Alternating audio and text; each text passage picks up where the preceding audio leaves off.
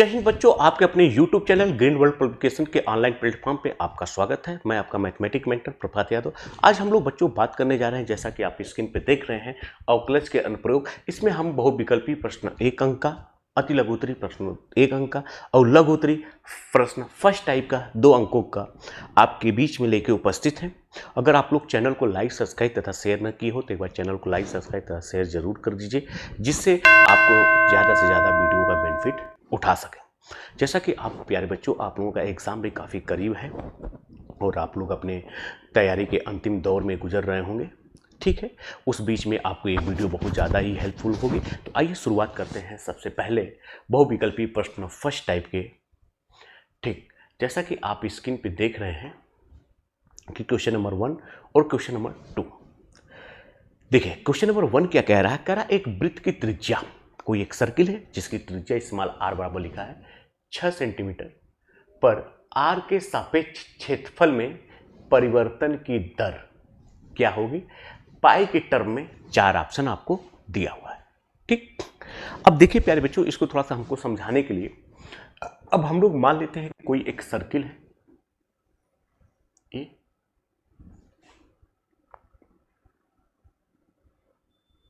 जिसकी radius small ए ओ है, ए small are है, ठीक।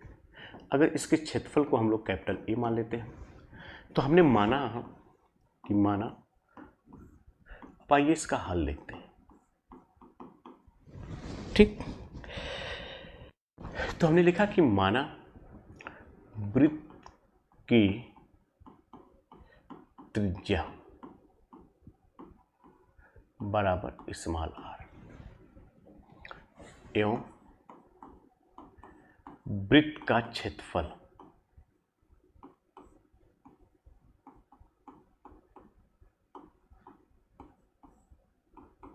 कैपिटल ए, ठीक। तो हम लोग फार्मूला जानते हैं क्या, कि वृत्त का क्षेत्रफल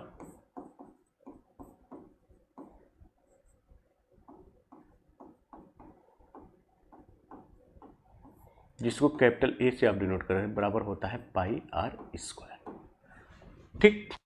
अब हमसे क्वेश्चन में पूछ रखा है कि D A upon D are बराबर क्या होगा। चलिए, तो अब यहाँ पे आपको दिया है कि ए बराबर आपका है पाई आर स्क्वायर। तो आप यहाँ से डी ए अपॉन इसके क्षेत्रफल में इसकी त्रिज्या के सापेक्ष परिवर्तन पूछ रहा है, तो ए आप यहाँ पे लिख सकते हैं पाई आर स्क्वायर। पाई कांस्टेंट है, बाहर आ जाएगा, तो इसको पाई ए हो जाएगा R square upon D R, ये हो जाएगा पाई। अब एक पावर पहले आ जाएगी, एक पावर कम हो जाएगी, तो ये हो जाएगा आपका 2 पाई आर, ठीक। अब हमको D A by D R की वैल्यू पूछ रहा है जब आर बराबर कह रहा है 6 होगा, तो यानी कि D A upon D R 8 R बराबर 6 पे, तो ये हो जाएगा 2 पाई इंटू 6 बराबर 12 पाई, ठीक। अगर यूनिट की बात करेंगे तो ये क्या हो जाएगा, सेंटीमीटर का स्क्वायर अपॉन सेंटीमीटर।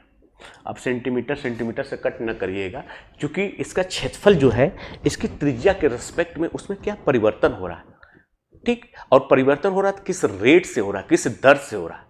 तो आप कहेंगे कि इसके क्षेत्रफल में जो परिवर्तन होगा वो 12 सेंटीमीटर का स्क्वायर पर सेंटीमीटर, ठीक। सेंटीमीटर से सेंटीमीटर नहीं काटेंगे क्योंकि यहाँ पे रिलेटिव बात हो रही है, ठीक। तो उम्मीद करते हैं कि आप लोग पहले का आंसर बहुत आसानी से ट्रिक कर दिए होंगे। चलिए, अब कह रहा है एक उत्पाद की यक्स इकाइयों के विक्रय से प्राप्त कुल आय रुपयों में, इसको डिनोट किया है कि R x is equal to 3x square plus 36x plus 5 से प्रदत्त किया जाता है। जब x बराबर 15 है तो सीमांत आय क्या होगी, यानी कि जिसको इंग्लिश में आप बोलते हैं मार्जिन, मार्जिन अमाउंट या मार्जिन रुपीस, ठीक। देखिए एक्स बराबर, तो आपको यहाँ पे देखिए दिया है, यहाँ पे आपको दिया है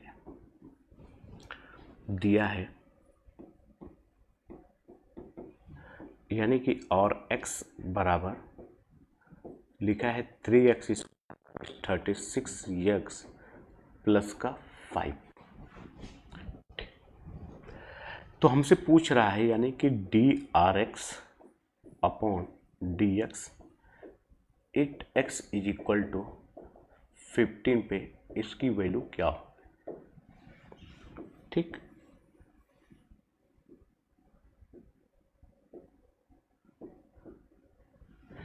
तो चलिए यहाँ पे तो एक dRx अपॉन dx बराबर क्या होगा, d अपॉन dx और ये हो जाएगा 3x square plus 36x plus 5। ये हो जाएगा, आप इसको अलग अलग डिफरेंशिएट कर सकते हैं।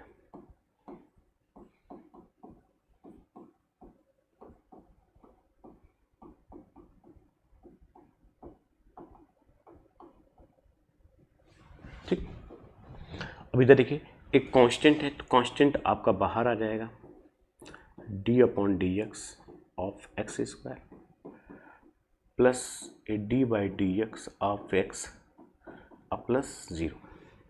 अब ये हो जाएगा 3 इंटू 2x प्लस 36x, यानी कि यहाँ से dRx अपॉन dx बराबर आ गया इतना।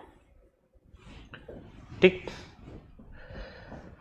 तब अब हमसे क्या पूछ रहा है, अब हमसे ये पूछ रहा है कि x बराबर 15 पे इस सीमांत i की वैल्यू क्या होगी। तो इसका मतलब 8x इज इक्वल टू 15 पे d, या इसको हम लोग ऐसे लिख सकते हैं r dash x is equal to 6 into 15 plus 36, 90 plus 36, 9 3 12 126।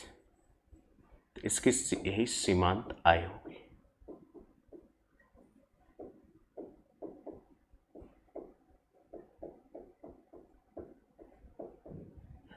यानी कि डी इज द करेक्ट। ठीक, चलिए आइए अब हम आते हैं नेक्स्ट क्वेश्चन पे। जैसा कि आप स्क्रीन पे देख रहे हैं, क्वेश्चन नंबर 3 एंड 4 कह रहा है निम्न में से कौन सा फलन 0 से π/2 में निरंतर ह्रासमान है। मतलब निरंतर ह्रासमान है, मतलब स्ट्रिक्टली डिक्रीजिंग की बात कर रहा है।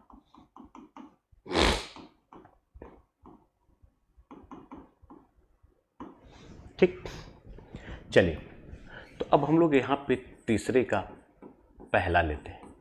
अब सपोज करिए कि fx बराबर आपका लिखा है cos x। अब यहाँ पे देखिए हम लोग दो तरीके से डिस्कस कर सकते हैं।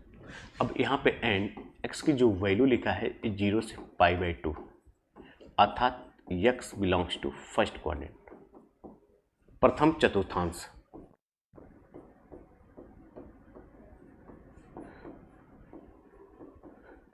प्रथम चतुर्थांश। ठीक, आइए तो अगर आप इसका डिफरेंशिएशन निकालेंगे यानी कि f डैश x, ये हो जाएगा माइनस का साइन x। अच्छा, आप जानते हैं वी नो डेट, जैसा कि आप जानते हैं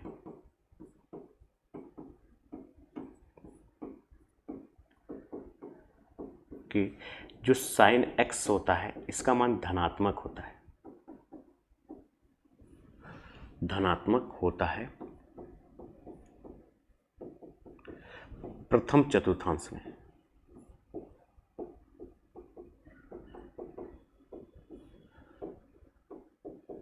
अच्छा, यानी कि इसकी वैल्यू क्या होती है, पॉजिटिव होती है।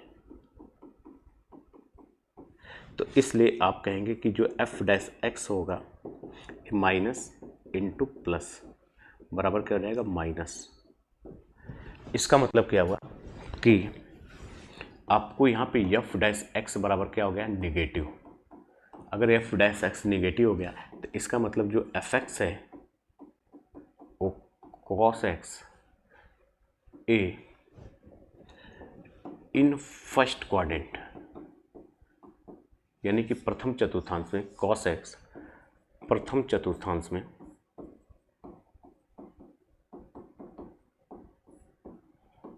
क्या होगा, निरंतर हास्यमान होगा। इनमें कौन से फलन निरंतर हास्यमान है? तो एक आपका हो गया पहला। ठीक, अगर इसी बात को हम चाहें तो ग्राफ के माध्यम से भी हम बता सकते हैं। किससे? ग्राफ के माध्यम से। कैसे? देखिए, तीसरा का पहला आपका सपोज करिए fx बराबर लिखा है cos x और x की जो वैल्यू है वो ओपन इंटरवल में 0 से π/2। आइए, ए हो गया आपका x डैश, ए 0 हो गया, ए हो गया आपका π/2 और ए हो गया आपका y, ए हो गया y डैश, ए हो गया आपका 1 π/2, ए x डैश। चलिए, अब 0 पे इसका मान 1 है तो 0 से π/2 के बीच में ए हो गया, यानी कि ए y बराबर cos x। तो अब यहाँ पे अगर ध्यान से आप देखिए प्यारे बच्चों, आप देख रहे हैं 0 पे इसका मान क्या है, 1 है। अब 0 से जैसे जैसे आप π/2 की तरफ बढ़ रहे हैं, एक फंक्शन देखिए 1 से घटते घटते 0 की तरफ आ रहा है। तो देखिए कंटिन्यूअस घट रहा है, कहीं पे भी इसकी इनक्वलिटी होल्ड नहीं है। तो हम लिखेंगे कि ग्राफ से हम कह सकते हैं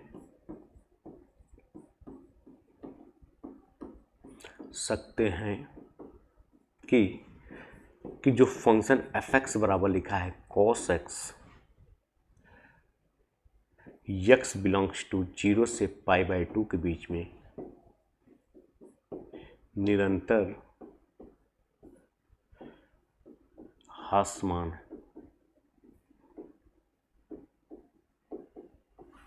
ठीक, सिंपल सी बात है, किसी कोई दिक्कत नहीं। चलिए, आइए सेम पैटर्न पे अगर आप इसकी बात करें 2x का, तो इसको भी चाहे तो आप ग्राफ के माध्यम से, यानी कि ए fx इज इक्वल टू लिखा है cos 2x। अब यहाँ पे देखिए जो x है वो आपका 0 से π/2 है। तो अगर हम लोग 2x की बात करेंगे तो ये हो जाएगा 0 से पाई। तो अब इसको हमको 0 से पाई के बीच में, ये 0 हो गया, ये π/2 हो गया, ये पाई के बीच में अगर हम लोग इसकी बात करें, ये हो गया y वो y डैश और ये हो गया x वो x डैश। चलिए, अब यहाँ पे अगर आप ध्यान से देखें तो 0 पे इसका मान 1 है, ये 0 से π/2 के बीच में डाउन, फिर कंटिन्यूस, फिर डाउन। तो ये हो गया आपका जो ग्राफ है y बराबर cos 2x। आप देख रहे हैं कि ये लगातार क्या हो रहा है, घट रहा है। तो हम यहाँ पे लिख सकते हैं कि उपयुक्त चित्र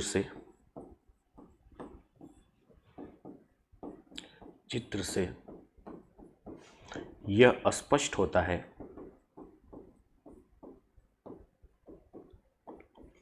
कि फलन fx इज इक्वल टू जो लिखा है cos x, x 0 से π/2 के बीच में निरंतर हास्यमान है।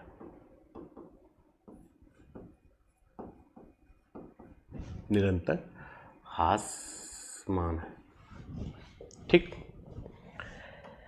इसी बात को अगर आप चाहते हैं ग्राफ के माध्यम से करना, मतलब ग्राफ से हो गया। अगर आप इसको चाहते हैं जैसे fx बराबर लिखा है cos 2x, तो अगर आप इसको डिफरेंशिएट कर देंगे तो ये हो जाएगा माइनस का sin 2x और इंटू का 2, यानी कि यहाँ पे f डैश x बराबर हो जाएगा माइनस का 2 इंटू साइन 2x। अब यहाँ पे देखिए ये x कहाँ से कहाँ तक लाई कर रहा है, 0 से π/2। अगर आप 2 से मल्टीप्लाई कर देंगे तो ये 0 से पाई, 0 से पाई का मतलब क्या हो गया, यानी कि आपका ये देखिए ये 0 हो गया, ये π/2 हो गया, ये पाई हो गया, यानी कि इस इंटरवल, यानी कि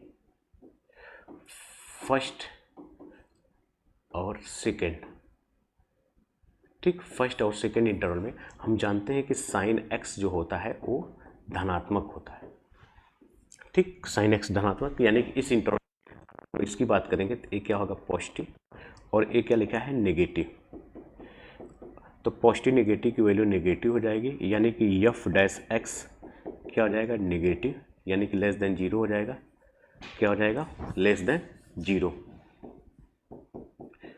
ये लेस देन 0 हो जाएगा। इसका मतलब जो फंक्शन दिया है f(x) ये क्या है, निरंतर स्टिकली इंक्रीजिंग है, निरंतर ह्रासमान है, तो यानी कि ए भी सही है, दूर बी भी सही है। चलिए अब आते हैं हम लोग इसके थर्ड वाले पार्ट में। तो देखिए इसका जो थर्ड पार्ट है,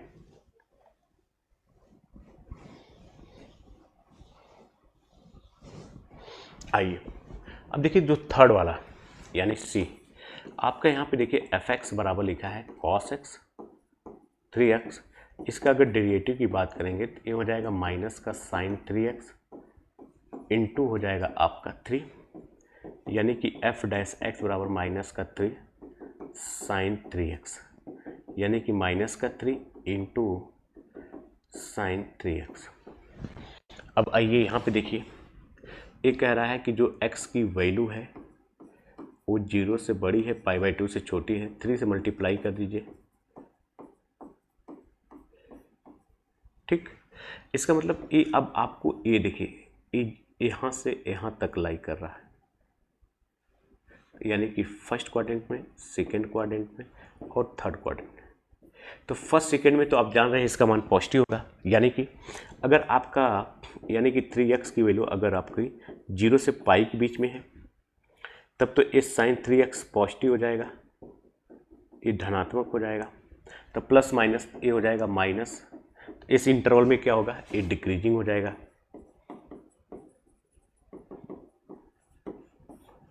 ठीक। और यहाँ पे देखिए जब x की वैल्यू पाई से बड़ी होगी और 3π/2 से छोटी होगी यानी 3x का, तो इस इंटरवल में साइन 3x क्या हो जाएगा, नेगेटिव, और नेगेटिव हो जाएगा तो इसमें ये क्या हो जाएगा, नेगेटिव है, नेगेटिव पॉजिटिव, यानी f'(x) क्या हो जाएगा, धनात्मक।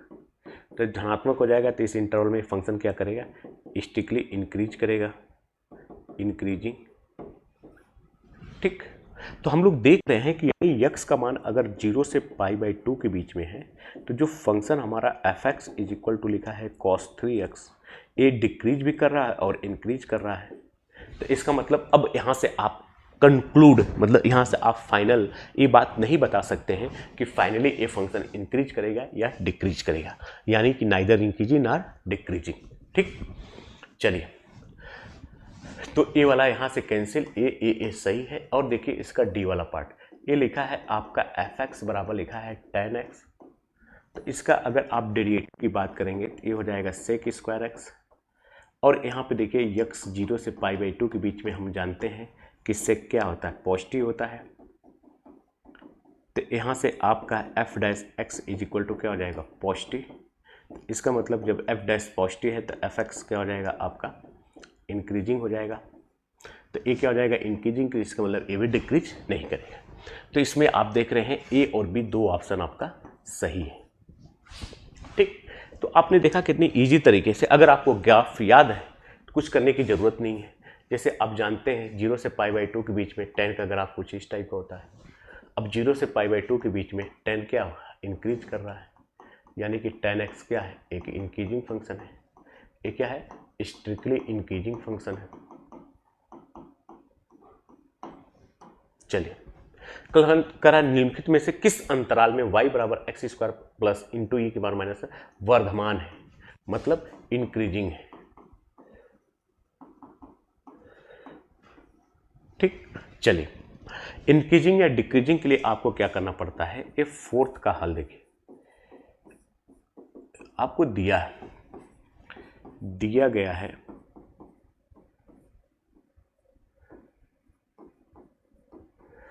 y बराबर एक्स स्क्वायर ए की पावर माइनस एक्स।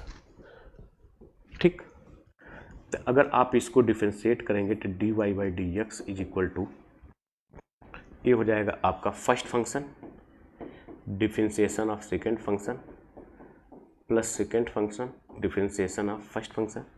तो यहाँ से dy by d x is equal to a की पावर माइनस एक्स कॉमन ले लीजिए, ये हो जाएगा आपका एक्स स्क्वायर माइनस का प्लस का 2x, या x कॉमन ले लीजिए, ए की पावर माइनस एक्स,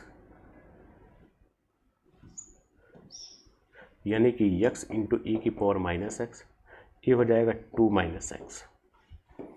यानी कि अब हमको यहाँ पे मिल गया कि f dash x is equal to x e की power minus x into 2 minus x. For increasing के लिए आपको f dash x is greater than 0, increasing के लिए आपको क्या करना पड़ेगा, for f dash x is greater than क्या लिखना पड़ेगा, 0। ठीक,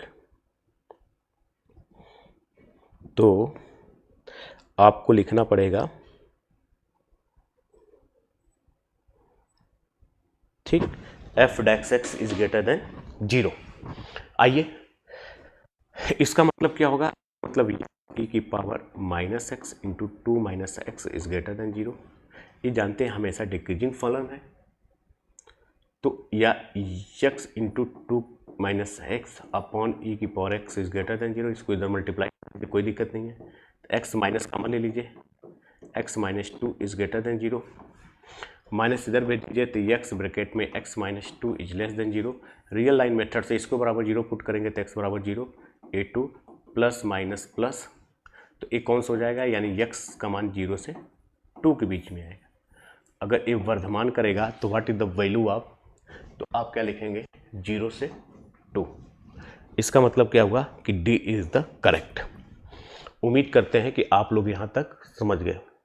अगर यही लिखता कि डिक्रीज करता है तो हम लोग इन क्वांटिटी चेंज कर देते, तो हमारा क्या आ जाता है यहाँ पे, तो अगर यही हमारा लिखता कि ह्रासमान है या स्ट्रिक्टली डिक्रीजिंग है,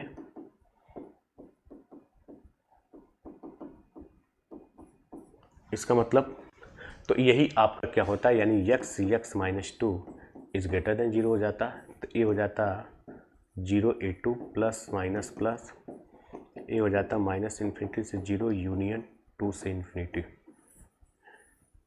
ये हो जाता फॉर डिक्रीजिंग के लिए। ठीक, तो उम्मीद करते हैं कि आप लोग यहाँ तक बात को समझ रहे हो। चलिए आइए,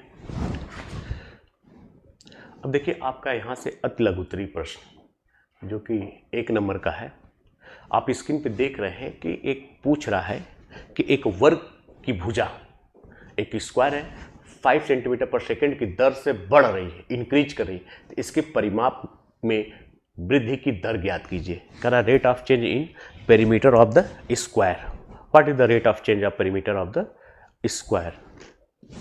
ठीक, चलिए तो अब बताइए, तो यहाँ पे देखिए आपको क्या करना है, यानी कि प्रश्न फर्स्ट,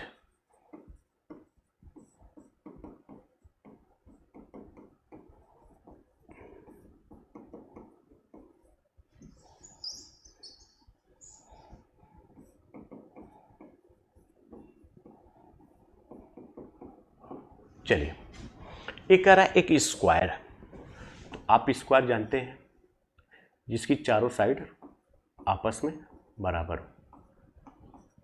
सपोज करिए इसकी भुजा क्या है, x है, इसकी प्रत्येक भुजाएं बराबर होती हैं, तो हम लोग लिख सकते हैं कि माना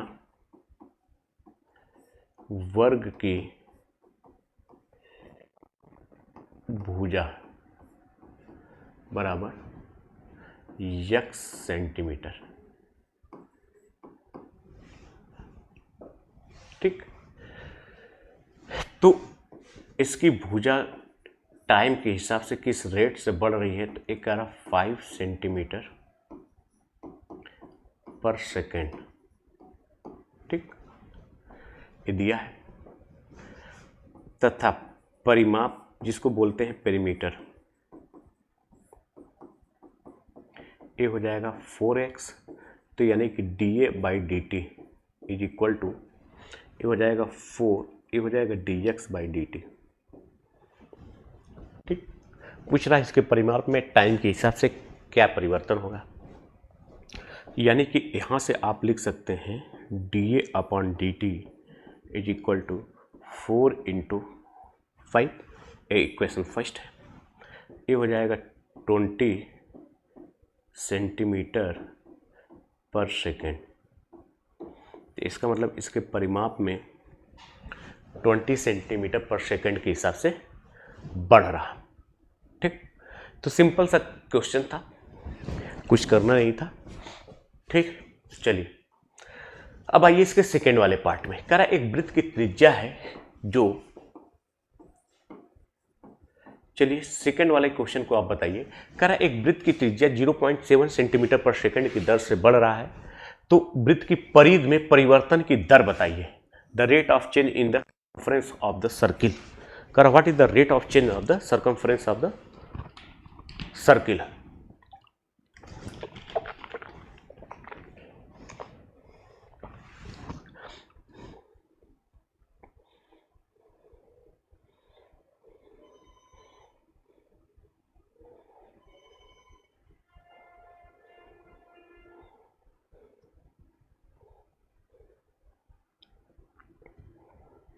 चलिए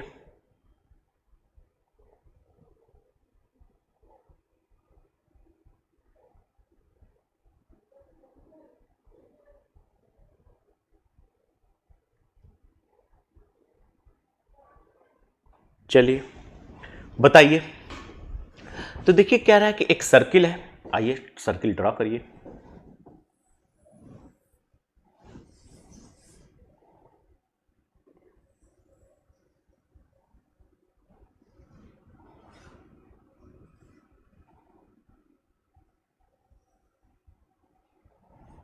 इसका सेंटर है O, रेडियस है स्मॉल a, स्मॉल r मान लीजिए। ठीक,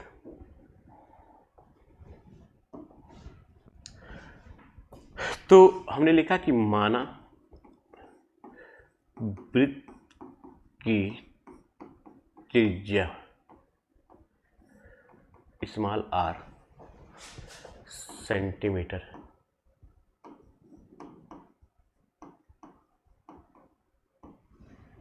ठीक, तथा परिधि सर्कमफ्रेंस कैप स्मॉल सी है, तो ये क्या हो जाएगा, आप कहेंगे सर 2πr। ठीक, और आपको यहाँ पे लिखा है कि dr/dt बराबर लिखा है 0.7 सेंटीमीटर पर सेकेंड। ठीक, तो हमसे पूछ क्या रहा है, dc/dt बराबर क्या होगा। चलिए तो अब यहाँ पे आप क्या करेंगे, यानी कि c बराबर लिखा है 2πr, तो आप यहाँ से dc/dt बराबर ये हो जाएगा d/dt, ये 2π कांस्टेंट है तो ये बाहर आ जाएगा dr/dt।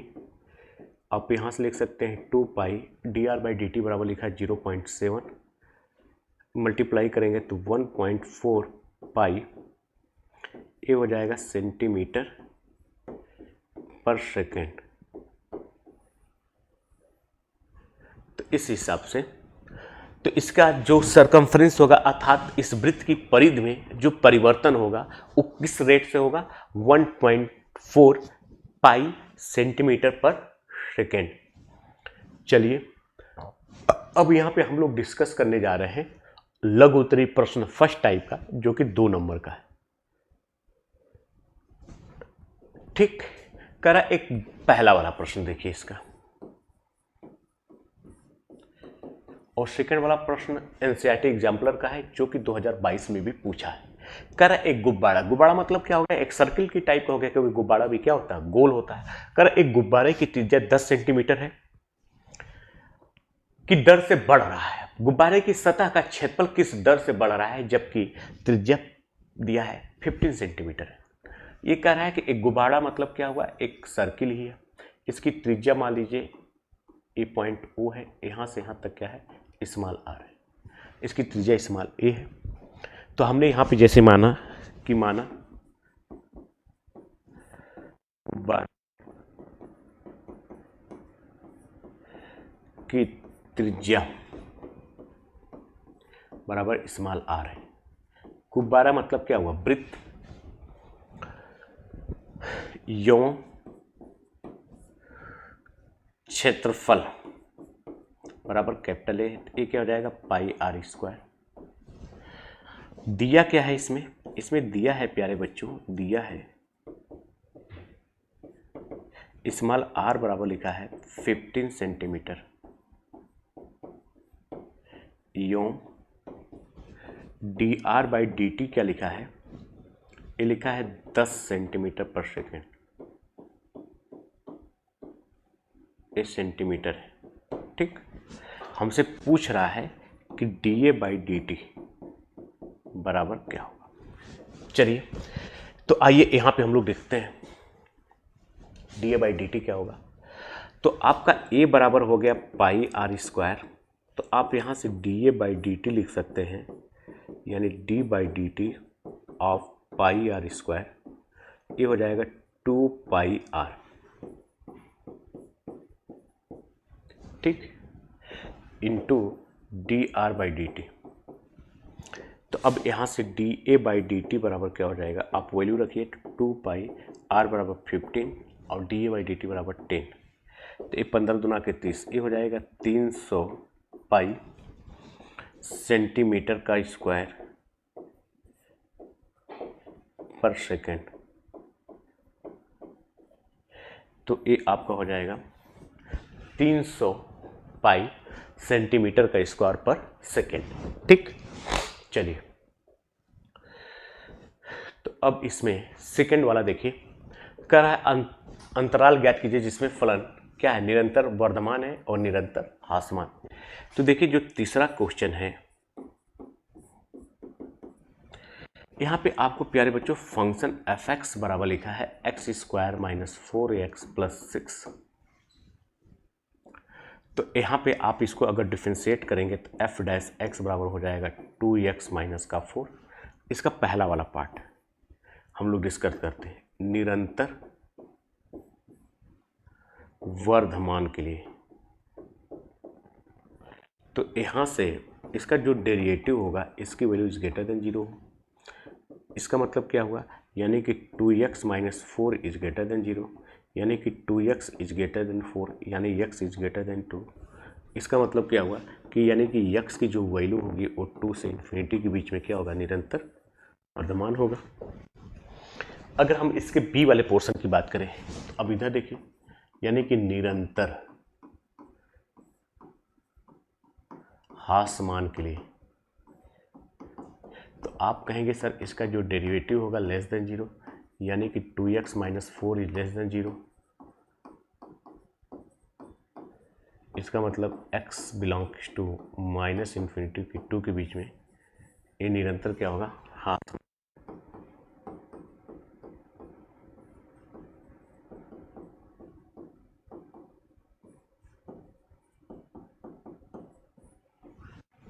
ठीक, तो सिंपल क्वेश्चन है। चलिए अब आइए इसमें क्वेश्चन नंबर 4। ये देखिए क्या लिखा है कि कह रहा है कि फंक्शन एफ एक्स बराबर इतना, एक्स बराबर 2 पे उत्तिष्ठ है तो के का मान कितना है, यानी कि अगर एक्स बराबर 2 पे उत्तिष्ठ है तो देखिए 4 वाला आपका लिखा है